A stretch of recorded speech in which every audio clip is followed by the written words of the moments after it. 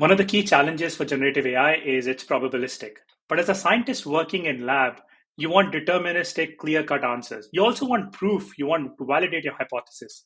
So let's say you're bringing some HPLC data using Scispot glue, and you brought that data automatically using glue inside Scispot lab sheets, which is Scispot data lake.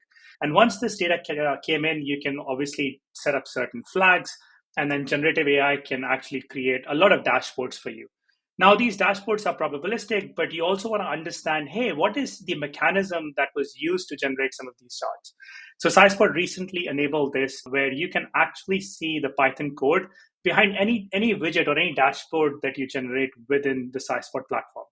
Now, what this is doing is our customers can go in and actually see, okay, this chart that Scispot automatically generated using generative AI capabilities, that's awesome. I know like my instrument data came in, or I want to see the current status of lab equipment. But what is the actual script that went in? So you can actually explain that chart using that as well. And scientists love like clear-cut deterministic answers. So that's already helping a lot of our customers. And I feel like generative AI is great, but you do need some sense of validity as you enhance that on the platform itself. What do you guys think?